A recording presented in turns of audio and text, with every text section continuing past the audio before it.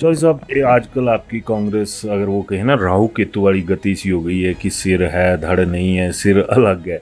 आप season leader है, बाकियों के नाम भी आ रहे हैं कि ये हो सकते हैं वो हो सकते हैं, चौधरी चंद्र कुमार क्यों नहीं हो सकते?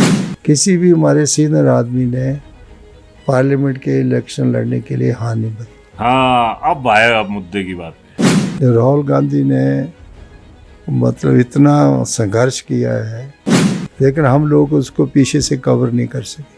Very nice sir. तो माना जाए कि जब अपनी स्टेट गवर्नमेंट की जरूरत होती है तो प्रदेश कांग्रेस सक्रिय हो जाती है, जब हाई कमांड को जरूरत होती है तब आप लोगों को कोई लेना देना नहीं होता। कांग्रेस की परिस्थितियों को चौधरी साहब आप कैसे देख रहे हैं? 2.5 साल हो गए। यही कहा जाता है कि बड़ी जल्दी बना रहे हैं, लेकिन जिसको बनाना है बना देना चाहिए। आज तक क्या चौधरी चंद्र कुमार प्रदेश अध्यक्ष बनने के लिए तैयार है? अगर जिम्मेदारी दी जाएगी तो हमने कभी जिम्मेदारी से पीछे नहीं है। फाइनेंशियल क्राइसिस बहुत ज़्यादा है, इस चीज़ से भी इनकार नहीं किया जा सकता। और इन परिस्थितियों में ये भी एक सच माना जा सकता है कि जिस तरह से मुख्यमंत्री सुखविंदर सिंह सुक्खू इन हालात में सरकार को खींच रहे हैं, तमाम मंत्रियों की परफॉर्मेंस जो देखा जाए, अब आपके पास विभाग ही ऐसे हैं कि उन पे तो मैं चर्चा नहीं करना चाहूँगा क्योंकि आपका कद कुछ और था, आपको जिम्मेदारियाँ कुछ और दी गई। विभाग तो चलाने से चलते। आप वन मंत्री भी रहे थे, ओबीसी नाम का ठप्पा आपके ऊपर जरूर है कि आप ओबीसी लीडर हैं, बट तो चंद्र कुमार का खुडे लाइन लगना, क्या उन तमाम चीजों का खुडे लाइन लगना नहीं है? अब कायदे से अच्छा एग्रीकल्चर बहुत बड़ा डिपार्टमेंट, तो हमने इसको नई दिशा और दशा देने की प्रयास किया। आपकी दशा भले बिगड़ जाए, आपकी कोई दिशा नहीं बची, आपकी कोई दशा खराब हो गई, महादशा सारी आपके ऊपर लग गई कि आपकी काउंसिल ऑफ मिनिस्टर्स में बकाया जो तमाम मिनिस्टर्स हैं उनकी परफॉर्मेंस कितनी है? अगर वो खुलकर परफॉर्म कर रहे हैं या फिर घुटन महसूस कर रहे हैं, क्योंकि ये बातें लगातार सामने आ रही हैं। लेकिन कई बार तबादला ख्यालात हो जाता है, तो तबादला ख्यालात, उर्दू का मजा आ रहा है इनका सुनने का। स्वर्गीय वीरभद्र सिंह की लीगेसी थी, वो क्या बच पाई आज की डेट में?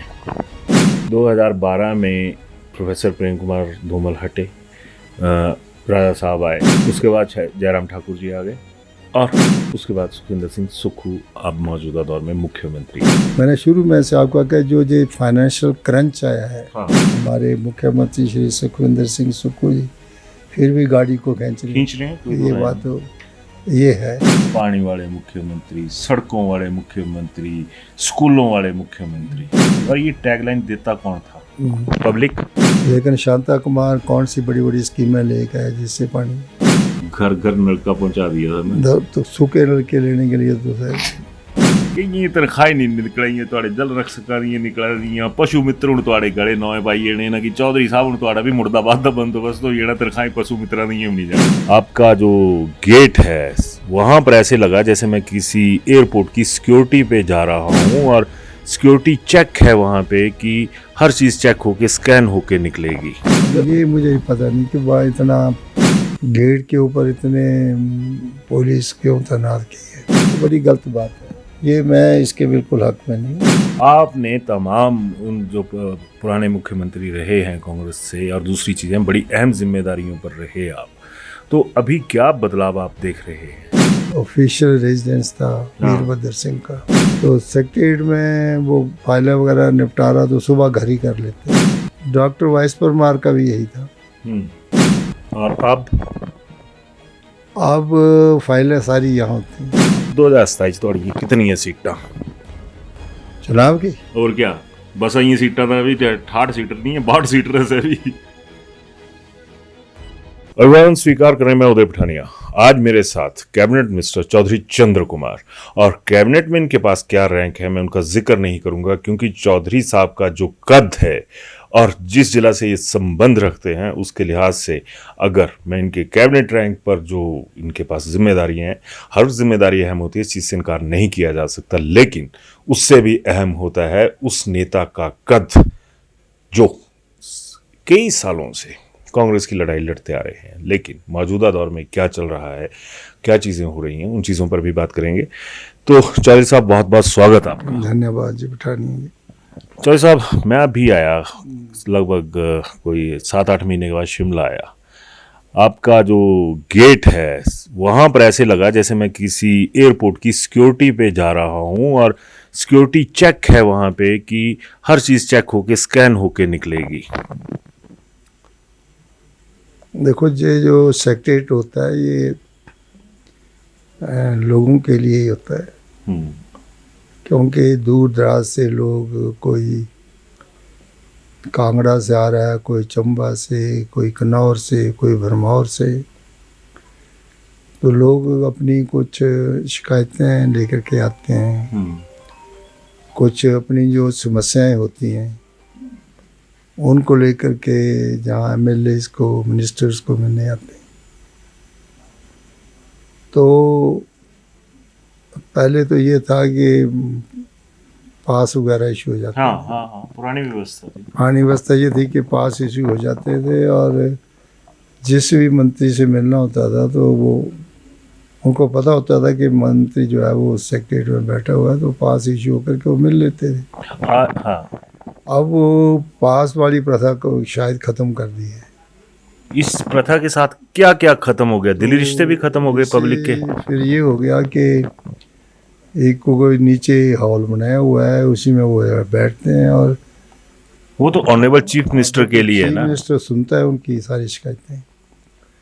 लेकिन हमारे पास तो बड़े कम लोग आते हैं। पहले पास वगैरह इशू होते थे तो वो आ जाते थे, अपनी बात सुन लेते थे और बैठ कर के बातचीत करके चले जाते थे।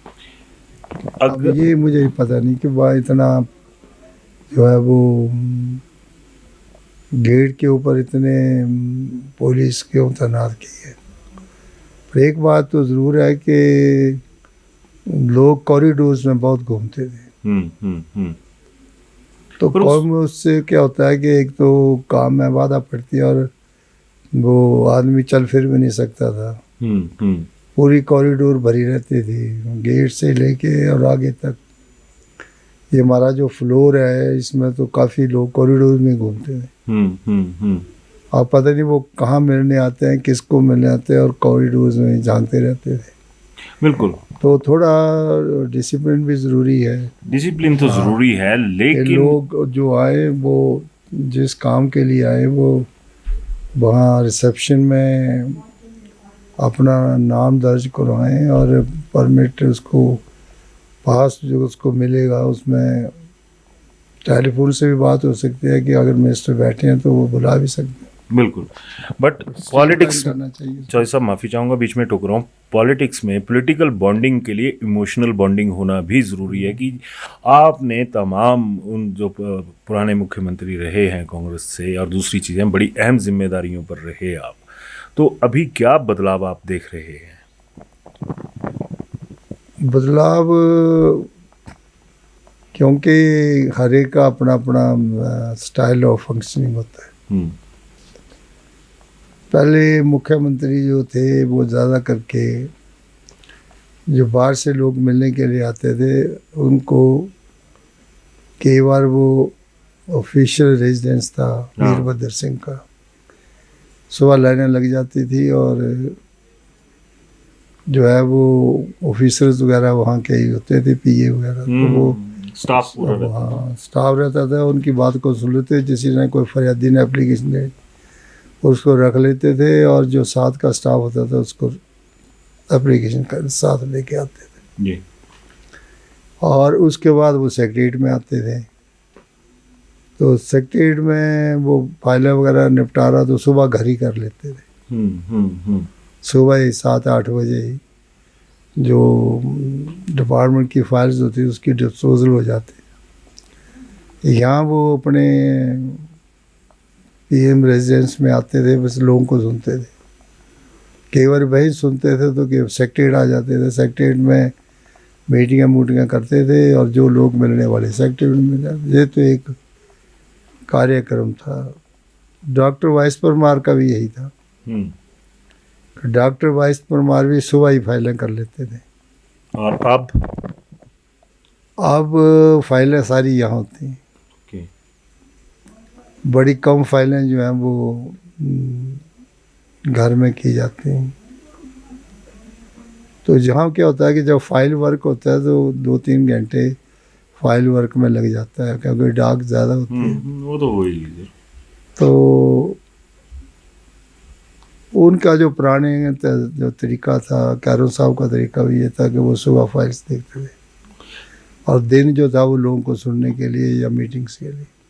ठीक है चौधरी साहब, ये आजकल आपकी कांग्रेस अगर वो कहे ना राहु केतु वाली गति सी हो गई है कि सिर है धड़ नहीं है, सिर अलग है। आप सीजन लीडर है, बाकियों के नाम भी आ रहे हैं कि ये हो सकते हैं वो हो सकते हैं, चौधरी चंद्र कुमार क्यों नहीं हो सकते? देखिए आपका कहीं कोई नाम ही नहीं ले रहा है। हम तो जिम्मेदार आदमी हैं। हमें जो काम दिया जाता है हम उसको तत्परता से करते हैं। प्रदेशाध्यक्ष के लिए तैयार हैं अगर काम मिल जाए तो?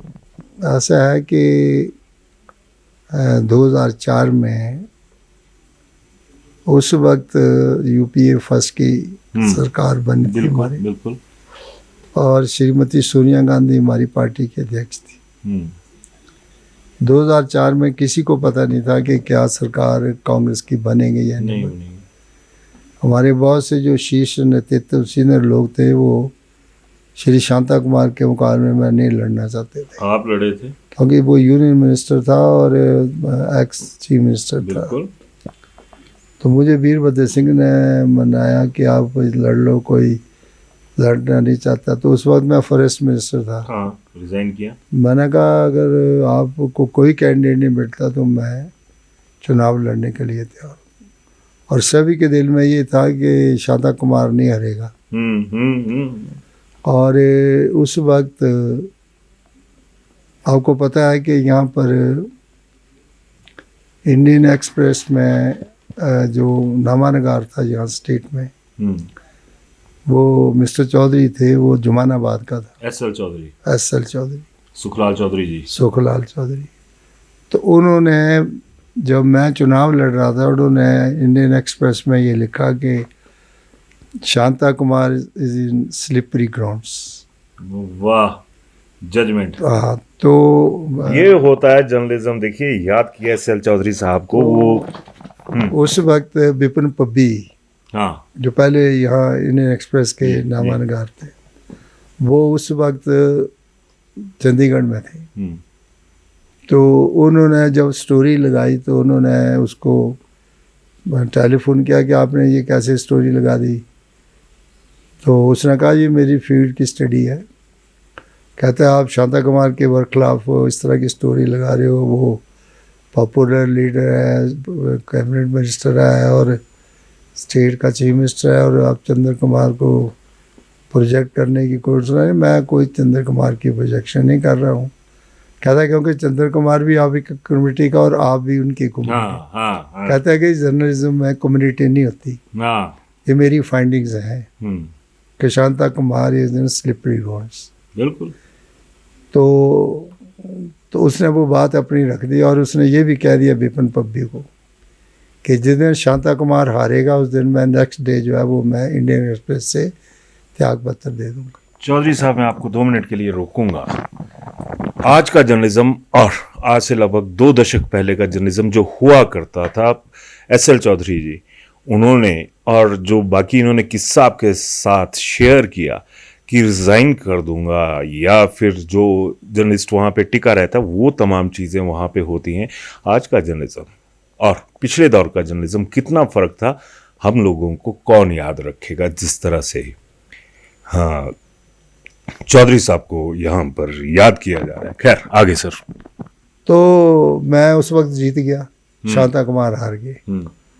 और नेक्स्ट डे जो था वो चौधरी ने अपना त्याग पत्र जो था वो इंडियन एक्सप्रेस से दे दिया। ग्रेट। उसके बाद वो इंडियन एक्सप्रेस में आया ही नहीं। हम लोग जॉब के लिए कितने से किस्से कहानियां गढ़ते हैं, लेकिन करैक्टर यहाँ पर नजर आया। खैर चौधरी साहब, आगे। तो ऐसे भी लोग होते हैं जो जिनको आत्मविश्वास होता है, सेल्फ रिस्पेक्ट होती है, और जर्नलिज्म में अच्छे लोग आए। तो उसके बाद मुझे विपिन पब्बी मिला नहीं, क्योंकि अब तो वो इंडियन एक्सप्रेस में नहीं है, तो कोई और काम करता है। तो ऐसा है कि जिसको जो दायित्व दिया जाता है उसको निष्ठा के साथ तो माना जाए। पिछली बार हमारे पार्लियामेंट के इलेक्शंस थे, किसी भी हमारे सीनियर आदमी ने पार्लियामेंट के इलेक्शन लड़ने के लिए हाँ नहीं भरी। हाँ, अब आया अब मुद्दे की बात पे। और वो एक अच्छा प्रेसिडेंट्स नहीं था, और हम 4 सीटें जो है वो लूज की पार्लियामेंट। उसकी वजह क्या गिनते हैं सर आप? उसकी वजह ये थी कि जो कैंडिडेट हमने खड़े किए उनका कोई इतना मतलब परिपक्व नहीं थे वो पॉलिटिक्स में, जैसे हमीरपुर से कर रिया। उनको पूरी रैकी नहीं थी, उनको पहले तैयार नहीं किया गया। ये गलती किसकी थी? वो ऐसा होता है कि गलती तो हम लोगों की होती है, जो पार्टी ऑर्गेनाइजेशन में केवल हम लोग, और हमने कभी भी पार्लियामेंट के इलेक्शनों को गंभीरता से नहीं लिया। तो माना जाए कि जब अपनी स्टेट गवर्नमेंट की जरूरत होती है तो प्रदेश कांग्रेस सक्रिय हो जाती है, जब हाई कमांड को जरूरत होती है तब आप लोगों को कोई लेना देना नहीं होता कि उससे नुकसान हुआ हमें। अगर हमारी 4 सीटें हिमाचल की आई होती और इसी तरह से उत्तराखंड की भी 4 सीटें आई होती तो हिंदुस्तान की पॉलिटिक्स का सिनेरियो कुछ और होता। मैंने इसलिए कहा था कि सीजन लीडर जो होते हैं उनकी बात में बहुत दम होता है। आपको अच्छा लग रहा होगा चौधरी साहब को सुनना भी। तो उससे क्या हुआ कि पार्टी को नुकसान हुआ, और राहुल गांधी ने मतलब इतना संघर्ष किया है जनमानस तक पहुंचने का, लेकिन हम लोग उसको पीछे से कवर नहीं कर सके। वेरी नाइस सर, खुला मैदान छोड़ दिया। हाँ, जितना उन्होंने संघर्ष किया, अगर हम भी उसी रफ्तार से संघर्ष करते तो आज हमारी काफ़ी बदली हुई परिस्थितियाँ होती। चलिए, ये तो थी राष्ट्रीय स्तर की परिस्थितियाँ। प्रदेश में आज के दौर में कांग्रेस की परिस्थितियों को चौधरी साहब आप कैसे देख रहे हैं? 2.5 साल हो गए।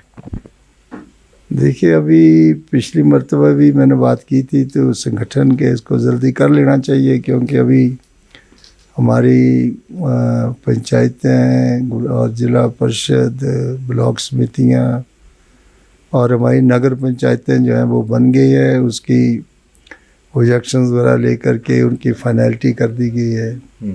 अभी हम लोकल चुनावों में उतरना जा रहे हैं, लेकिन अभी भी हमारा संगठन नहीं है।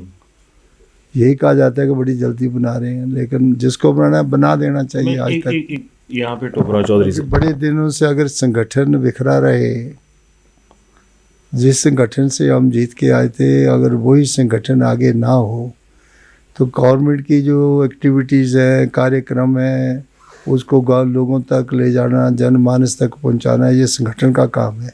कि हमारी नीतियां, हमारे कार्यक्रम, हमारी कमिटमेंट्स, हमारी जो वायदे हैं क्या पूरे हुए हैं या नहीं हुए हैं। मैं आपसे पूछता हूँ कि आपकी कमिटमेंट्स पूरी हुई? जो हमारी मेन कमिटमेंट्स तो यही थी कि हम पुराना पेंशन देंगे, वो तो हमने पूरा कर दिया। उसके बाद वो 1500 वाला जो है वो अभी तक भी लोग उसकी एक्सपेक्टेशन कर रहे हैं। जो कहा गया कुछ डिस्ट्रिक्ट्स में हुआ है, कुछ में अभी तक उसके ऊपर कोई फैसला नहीं किया गया है। बाकी जो हमारी छोटी मोटी और कमिटमेंट्स थी। चौधरी साहब, रोजगार को भूल गए आप। रोजगार भी एक गारंटी थी, उसमें भी हमने कहा था कि हम नौजवानों की भर्ती करेंगे, लेकिन उस प्रक्रिया में भी हम थोड़े पीछे हैं।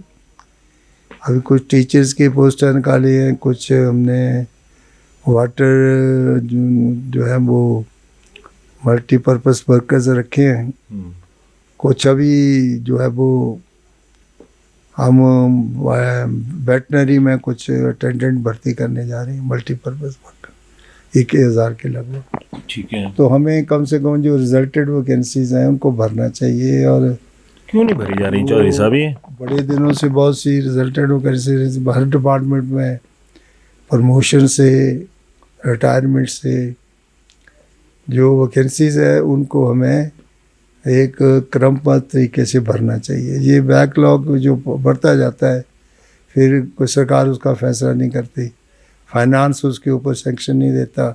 कितनी वैकेंसी तो सरकार भी आपकी अपनी, फाइनेंस में बैठे लोग भी आपके अपने। थोड़ा ऐसा होता है कि अभी फाइनेंस की भी तो कुछ है प्रॉब्लम, तो है, इनकार नहीं कर सकते। क्योंकि जितनी लाइबिलिटीज थी पिछली सरकार की, सारी देनदारियां जो है वो उनको, वो उनका था कि मिशन रिपीट होगा, कि हम दोबारा सत्ता में आएंगे।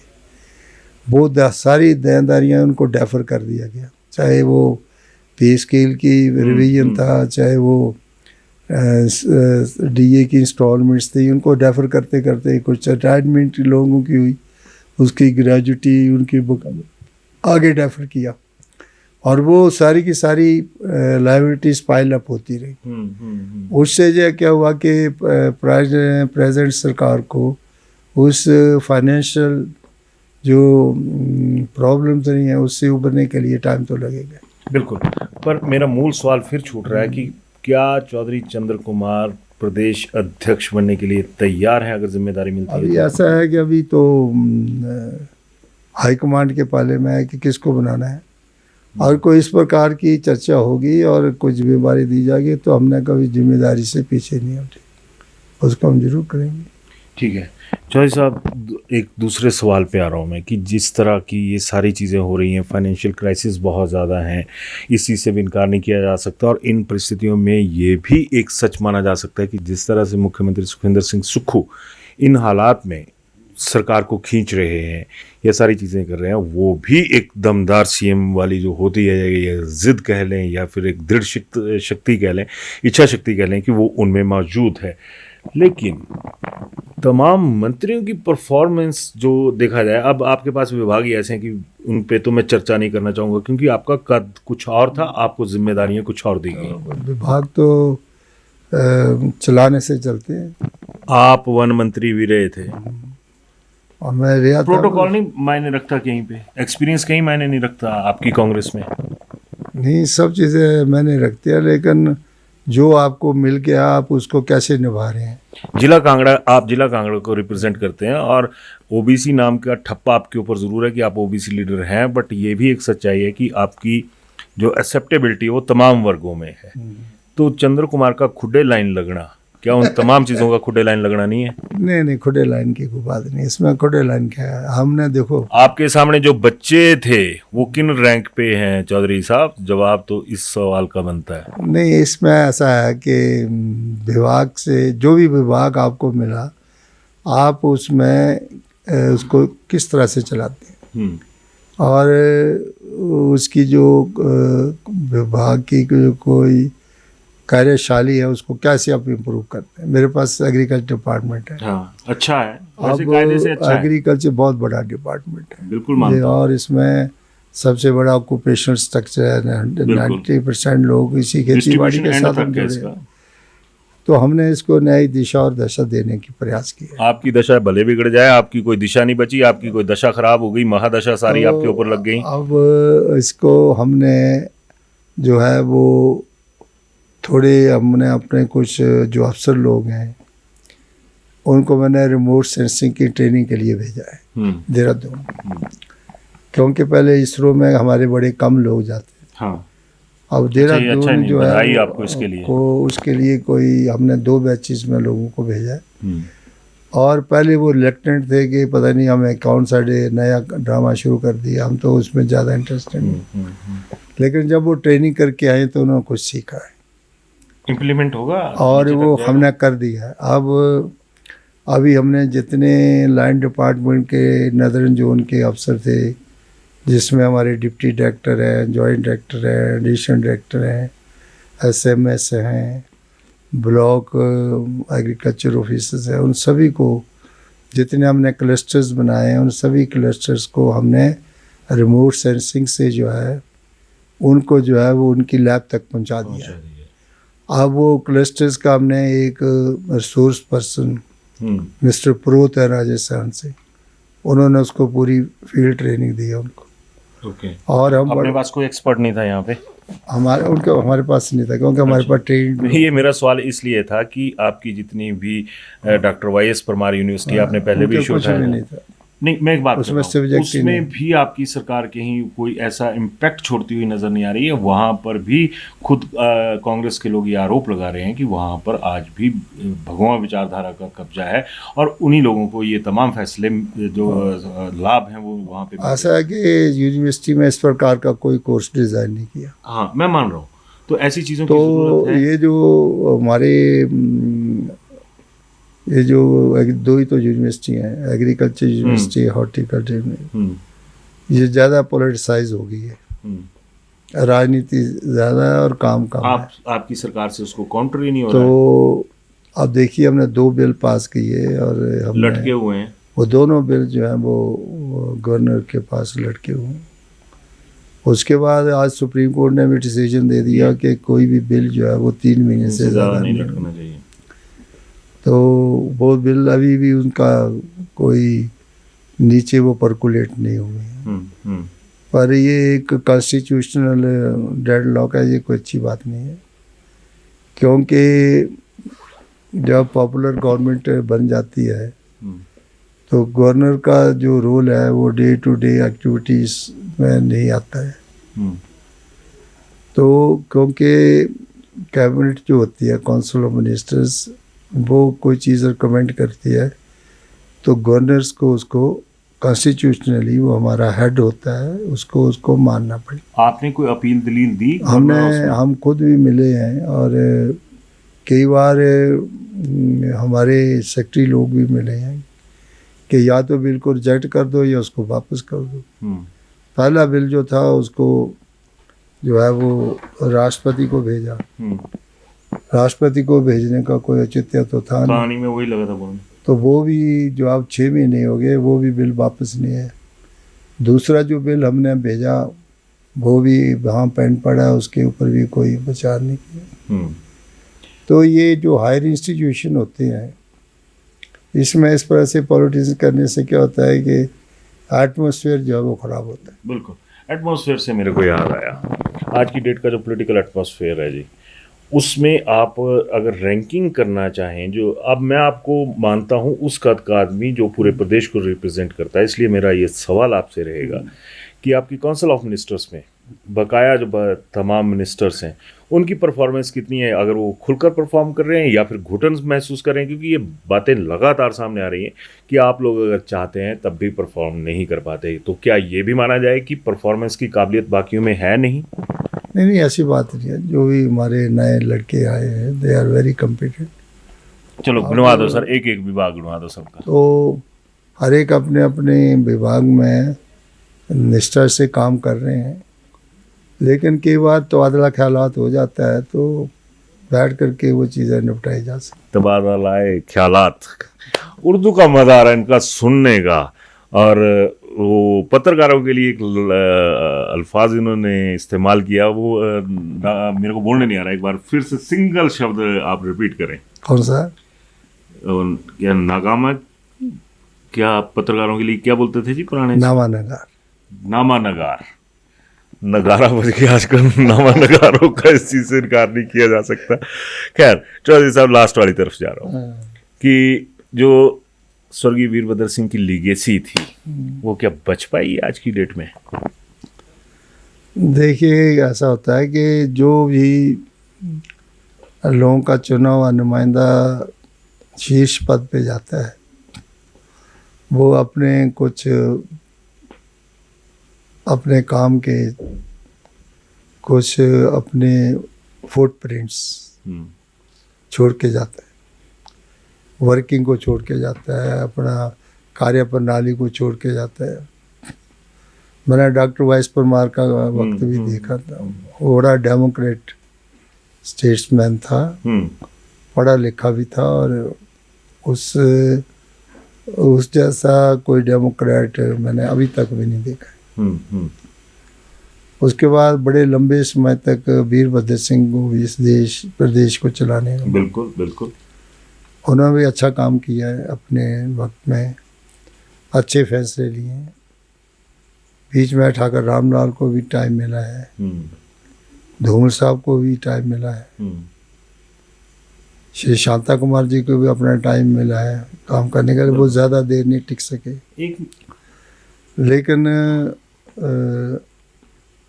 अब श्री सुखविंदर सिंह सुक्खू को नौजवान है, बिल्कुल उसको ऑर्गेनाइजेशन का तो तजर्बा है और वो एडमिनिस्ट्रेशन का भी जो है वो धुआं तो निकाल के रखा हुआ सुक्खू। तो उसने कोशिश तो की है कि थोड़ा एडमिनिस्ट्रेशन को स्ट्रीमलाइन किया जाए। तो जो काफ़ी फैसले उन्होंने किए भी हैं और आगे भी जो कुछ फैसले करेंगे तो प्रदेश हित में। अब party line being a Himachali, आपसे एक सवाल रहेगा, मेरे दिमाग में ये चलता रहता है अक्सर कि 2012 के बाद प्रदेश के विकास पे ना एक ब्रेक लग गई थी। 2012 में प्रोफेसर प्रेम कुमार धूमल हटे, राजा साहब आए। राजा साहब की उस दौरान 12 से 17 तक सेहत के इश्यूज रहे, वो उस तरीके से परफॉर्म नहीं कर पाए लास्ट में 5 साल। उसके बाद जयराम ठाकुर जी आ गए और उसके बाद सुखविंदर सिंह सुक्खू अब मौजूदा दौर में मुख्यमंत्री हैं। तो एक चीज़ जो है वो ट्रेंड कर रही है कि 2012 के बाद, यानी जब तक प्रोफेसर प्रेम कुमार धूमल रहे या राजा साहब थे, तब तक एक लाइन लेंथ रहती थी प्रदेश की प्रोग्रेस की भी, लोगों के साथ इमोशनल बॉन्डिंग की भी। वो क्या टूटती हुई नजर आती है आपको कि आज वो एक लोगों के, आम जनता और सरकारों के बीच में फर्क आ गया है? देखिए, मैंने पहले आपको कहा कि हर एक मुख्यमंत्री की अपनी फंक्शन करने का अपना तौर तरीका होता है। बिल्कुल। अब जयराम का अपना स्टाइल था और स्टाइल ऑफ फंक्शनिंग था, और उसने 5 साल अपने चलाए, लेकिन वो अपनी खुल के बात हाई कमांड से नहीं रख सके, क्योंकि वो एक चीफ मिनिस्टर का फर्ज होता है कि अपनी जो प्रदेश की माली हालत है, जहाँ प्रदेश की जो कमियां हैं उनको हाई कमांड तक, हमने उनकी सरकार थी और सरकार का ज़्यादा रोल होता है। और जो इस प्रकार की वो फाइनेंशियल जो कमियां थी वो उसको वो खुल के बात नहीं कर सके, क्योंकि आपको पता है कि मोदी का दबदबा ज़्यादा रहता है। जो ज़्यादा बोलता है उनके आगे या ज़्यादा कोई अपनी बात करता है तो उसको कुछ फिर अपने नतीजे भोगने पड़ते हैं। मैंने शुरू में से आपको कहा जो फाइनेंशियल क्रंच आया है, ये वन ऑफ द रीज़न कि उस वक्त के मुख्यमंत्री को अपनी बात को बड़ी गंभीरता से आगे रखना चाहिए था। चलिए, ये तो आ गया जयराम स्टेट का। जयराम अब जो हमें जो कुछ हमारी सरकार को आगे मिला, क्योंकि सरकार बदलती है तो जो कुछ हमें उसका आगे का जो हमें पिछली जो लायबिलिटीज़ जो हमें मिली हैं, तो एक किस्म का हमें वो दहेज ही मिला है। उन लायबिलिटीज़ को निभाते जैसे हमने काउंटर नहीं कर पा रहे ना आप लोग उन चीज़ों को, जैसे कि हमने पुरानी पेंशन को उन्होंने जो उस वक्त बंद कर दिया, हमारी कमिटमेंट थी कि हम देंगे, उससे भी कुछ फाइनेंशियल लायबिलिटीज़ थोड़ी बड़ी आई, कैप लग गई, सारी चीज़ें हो गई। तो उसके बाद हमारी पिछली लायबिलिटीज़ में कुछ हमने डीएस द्वारा भी दिए हैं। और आपको ये तो पता होना चाहिए कि जब सेंटर में गवर्नमेंट विपक्ष की होती है और सत्ता पक्ष जो है वो ऊपर बैठा हो और नीचे जो है वो अपोजिशन की पार्टीज़ की सरकार है, तो उनको फाइनेंशियल क्रंच आते ही है। लेकिन यूपीए फर्स्ट और यूपीए सेकंड में डॉक्टर मनमोहन सिंह ने किसी स्टेट को नहीं करने दिया, और ना ही उस वक्त हमारे प्रधानमंत्री जो है उस वक्त गुजरात के मुख्यमंत्री थे। तो जब भी चाहे वो फाइनेंशियल क्रंच आया, चाहे किसी प्रकार की नेचुरल कैलेमिटीज़ आए, अर्थक्वेक्स आए, दूसरी चीज़ें आए, उनको पूरी तरह से कंपनसेट किया। तो पर यहाँ हमारी वो कंपनसेट हम हो गए। चौधरी साहब, उस चीज़ से तो लिमिटेड रिसोर्सेज होते भी, जैसे आपने खुद कहा है कि हमारे मुख्यमंत्री श्री सुखविंदर सिंह सुक्खू जी फिर भी गाड़ी को खींच रहे हैं, ये बात तो ये है। तो इसमें लोगों की थोड़ा परेशानी तो होती है। चलो, एक थोड़ा सा लाइटर मूड में सोच लीजिए, या फिर वैसे पहले मुख्यमंत्री हुआ करते थे, पानी वाले मुख्यमंत्री, सड़कों वाले मुख्यमंत्री, स्कूलों वाले मुख्यमंत्री, है ना। तो ये टैगलाइन तो 3 तो जो हमारे दौर में हमने सुनते आए थे वैसी थी। और ये टैगलाइन देता कौन था? पब्लिक नहीं, वो खुद भी पॉलिटिकल लीडर खुद बना लेते थे। नहीं, कुछ मैं मान रहा हूँ उस चीज़ को, बट अगर एक उसमें देखा जाए तो पब्लिक बोलती थी कि जी इन्होंने ये किया, इन्होंने वो किया। तो पहली सरकार शिखर की ओर चलने लगी थी, ये सरकार व्यवस्था परिवर्तन की ओर चली है। भारतीय जनता पार्टी का हमेशा इस प्रकार से स्लोगन रहते हैं। शांता कुमार को पानी वाला मुख्यमंत्री बताते थे, लेकिन शांता कुमार कौन सी बड़ी बड़ी स्कीमें लेकर आए जिससे पानी व्यवस्था सुधरी है? घर घर नलका पहुंचा दिया था ना। तो सूखे नलके लेने के लिए तो सर अच्छा। फिर आगे लेके आया कि जी सड़कों वाले लोग कहते हैं सड़कों वाले मुख्यमंत्री हैं, क्या धूमल साहब को सड़कों वाले मुख्यमंत्री। मैं आपको बताऊं कि कांग्रेस पार्टी की सरकार थी दिल्ली में, ये सड़कें आपकी नेशनल हाईवेज अगर बनी हैं तो उस वक्त यूपीए फर्स्ट और यूपीए सेकंड की सरकार थी। धूमल साहब जब मुख्यमंत्री बने उस वक्त उसके पहले की जो प्रपोजल उन्होंने दी कि कौन कौन नेशनल हाईवेज बनानी, तो धूमल साहब की मेन कंसंट्रेशन, जो आदमी बनता है उसकी मेन कंसंट्रेशन अपने डिस्ट्रिक्ट की तरफ होती है, तो उन्होंने मेन कंसंट्रेशन अपने डिस्ट्रिक्ट की तरफ दी। हमीरपुर की सड़कें सारी उस वक्त यूपी फर्स्ट सेकंड की बनी। उस वक्त नेशनल हाईवेज देख लो आप कहाँ से कहाँ की बनी। उसके बाद हमारी सड़कों के सर्वे वगैरह हुए, उसमें कोई काम मिला नहीं। जैसे जिला कांगड़ा की पठानकोट जोगिंद्रनगर, वो सड़कें बाद में बनी हैं।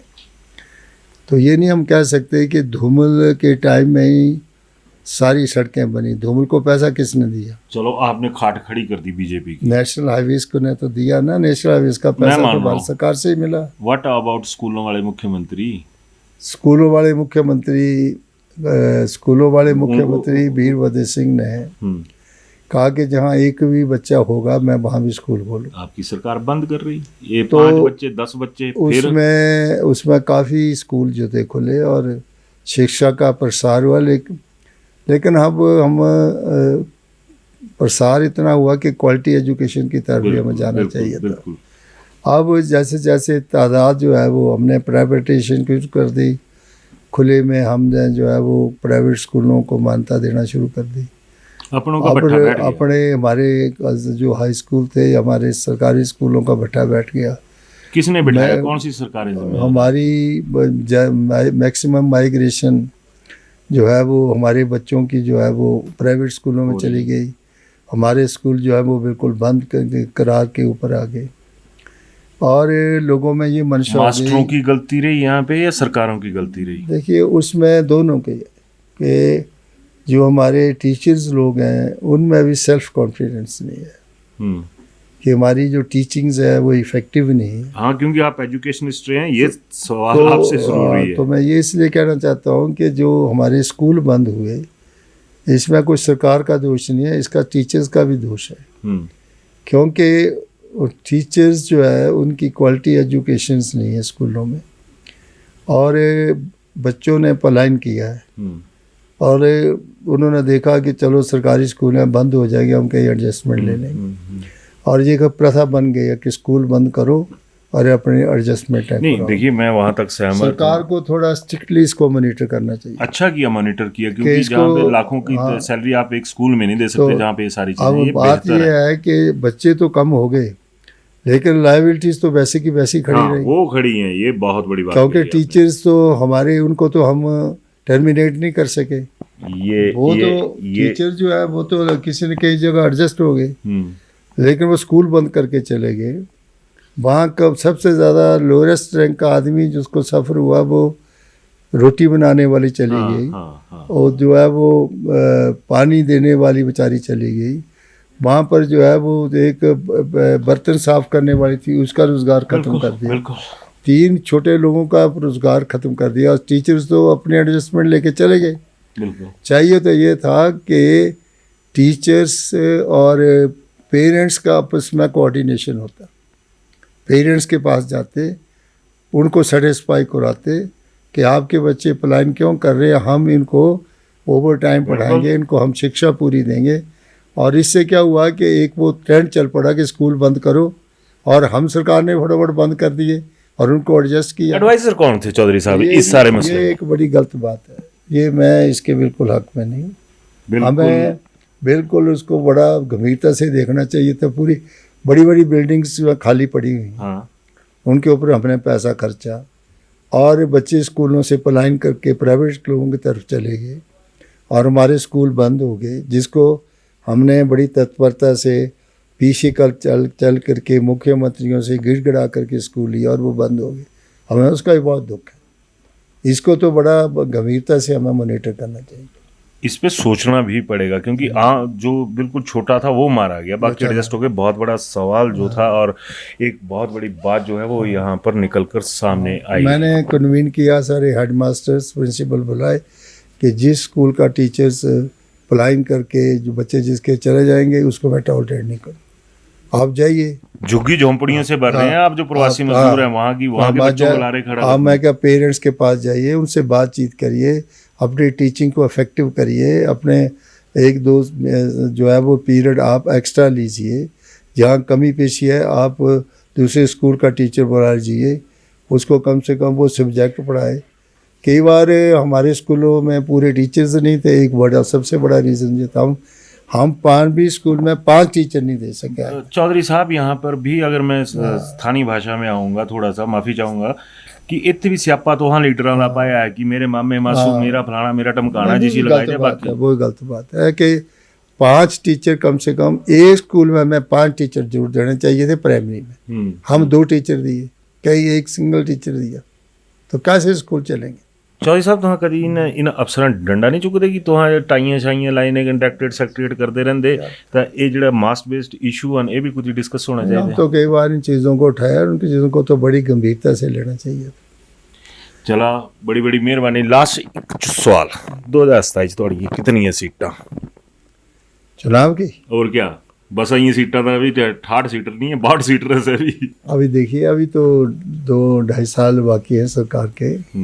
आप निश्चय करिए कि ये जो फाइनेंशियल क्रंच है हाँ ये सुधर जाएगा और फिर हम आगे की जो रूपरेखा और रोड मैप है उसको बढ़िया बनाएंगे। बट कई थोड़ी सी सॉरी साहब कि ये सारिया चीज़ां जड़ियां ने कई तनखाहें नहीं निकलियां, तुहाडे जल रक्षकां दी निकल रही, पशु मित्र हुण तुहाडे गले नौए पाई जाने ना कि चौधरी साहब हुण तुहाडा भी मुर्दाबाद दा बंदोबस्त हो जाना, तनखाहें पशु मित्रां दी भी नहीं जानियां। नहीं सब की तनख्वाह सैलरी किसी की नहीं रुकी है, ये होता है कि डिले हो गई लेकिन रुकी किसी की रुकी कुछ नहीं है ना।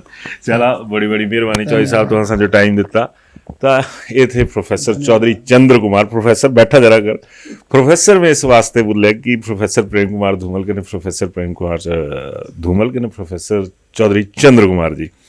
तो इस भी कोई दो राय नहीं इनकी कांग्रेसियों के खाते थे। अगर ओबीसी वाली गल की जाए, वैसे मैं मनता नहीं है कि सिर्फ ओबीसी के लीडर ने, सारे दे लीडर हैं, तो इन्हां दी भी कितनी गंभीर गल बोली कि सरकार आए भी चिंतन करना चाहिए था कि यार हम मरोआ का कौन है इतों, सह मरोए जेड़े माड़े मोटे काम करने वाले मास्टरां का कुसी का कुछ नहीं गया। खैर तो चलती बारी अपील करनी है अभी कांग्रेस 2027 वोट पाई नहीं हो। देखिए अभी तो वो जब टाइम आएगा तब करेंगे, हाल नहीं करनी। अभी तो हमारी लोगों के प्रति जो कमिटमेंट है उसको हम पूरा करेंगे। धन्यवाद एक बार। ठीक है, चला तो चौधरी साहब के साथ ही बातचीत कैसी लगी जरूर बताइएगा। धन्यवाद। कॉस्ट से भी कम मेकिंग चार्जेस लेना ही सब कुछ नहीं होता। ज्वेलरी खरीदते समय ये भी जरूर ध्यान रखिए कि आप किससे खरीद रहे हैं, क्या वो ब्रांड ट्रस्टेड है और आपके पैसे की कदर करता है। जी हाँ, भूषण ज्वेलर्स है हजारों लोगों का विश्वास और मोस्ट ट्रस्टेड ज्वेलरी ब्रांड, जहां आपको मेकिंग चार्जेस पर छूट के साथ सोने की गुणवत्ता और उम्र भर का विश्वास भी मिलता है, क्योंकि भूषण ज्वेलर्स है ए बॉन्ड ऑफ ट्रस्ट।